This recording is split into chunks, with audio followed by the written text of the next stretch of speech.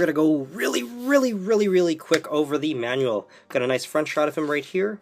Once we open it up, on this side we have some line art, very painted up, some CG areas, explaining how everything works, and it's explaining how the design came from the Dome G.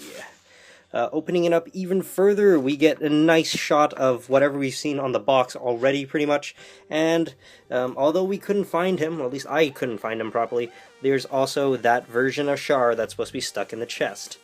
Also, if we look over here a little bit more, it does explain to you that, hey, we do want you guys to go and, show off Char in his escape pod if you do want to. And it's also explaining that you can put in that LED unit. So they're really pushing for that. A nice front shot here of him looking incredibly menacing. Everything's open, ready to kick ass. And looking down, a little short portion here explaining some of those parts that are opening up. Also showing you a lot of different places where the decals will go. All the weapons and how you can actually work with that part right there. Very reminiscent of the Sinanju. Over here, a whole bunch of stuff that I cannot read, and I will skip. But that shot I said before of him holding the long rifle is actually from this shot right here of, some illustration portion. The parts right here, all the parts are going to be listed, and you will be able to see everything. So hopefully you're not missing a runner or anything like that. Also, we have more parts right here explaining to you how everything works.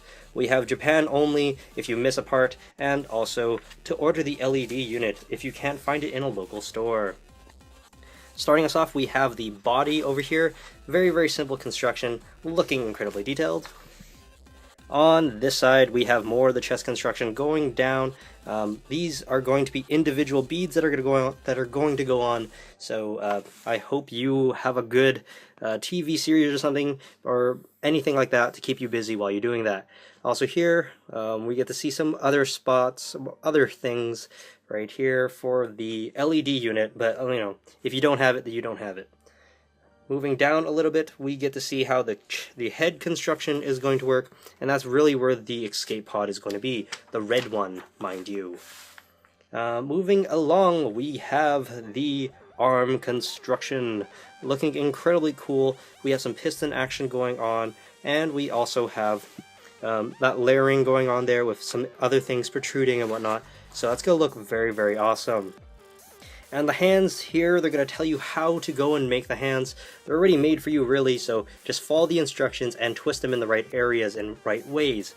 If you don't, you might break one off and you will be crying for the rest of eternity. And down here, we're going to work on other portions of the upper body, mainly the shoulders.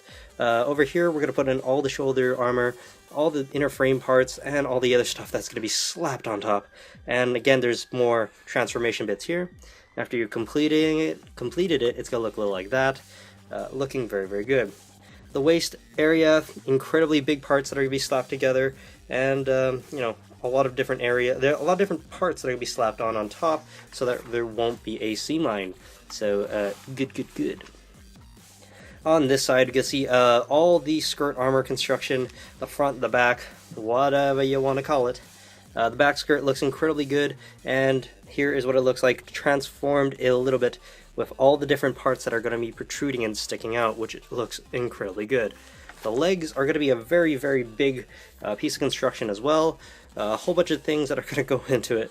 A lot of different overlapping parts, and yeah, we've pretty much gone over everything here. A little bit lower, we have more parts that are going to stick out, looking very awesome.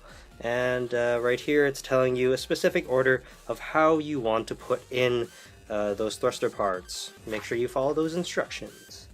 And you have to do it twice, so good luck to ya. And parts that are going to go on the back of it, so that's looking really good. We have, not sure what this is. I will find out, and if I do find out, I will put it in the description. I don't know what this is at all.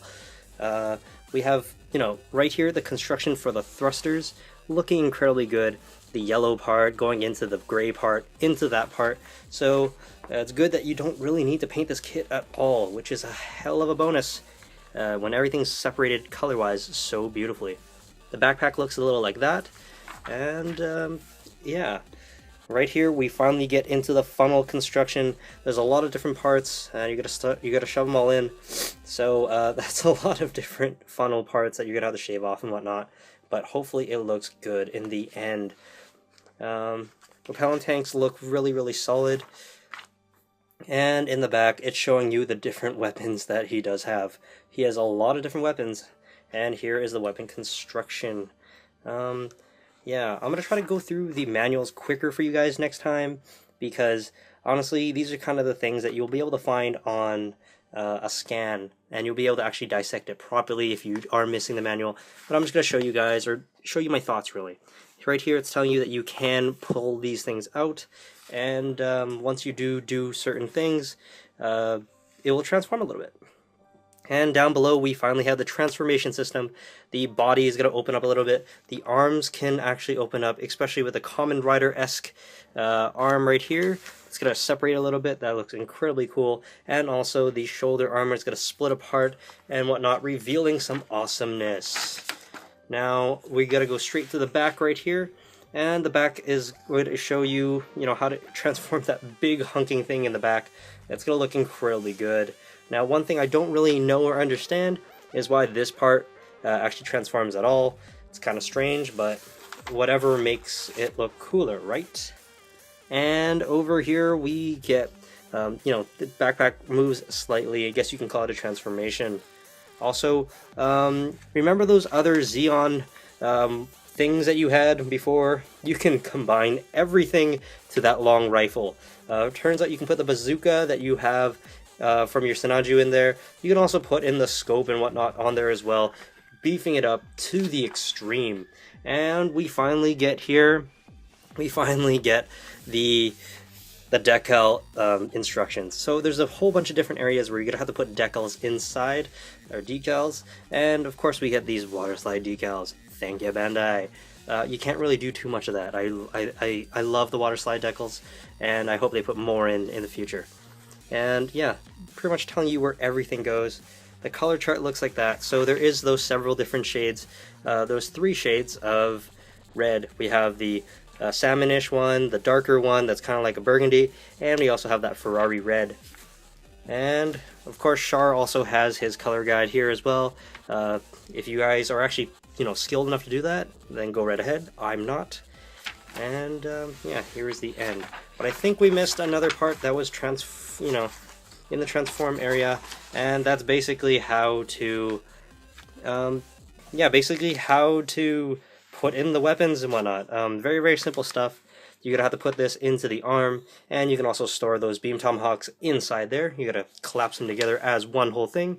And right here, it's also telling you that we do get a extra part that you can put into the actually no. They're telling you that you have to get an action base in order for this to work at all. And all you have to do is shove that part into the backpack area, and it'll look very, very nicely.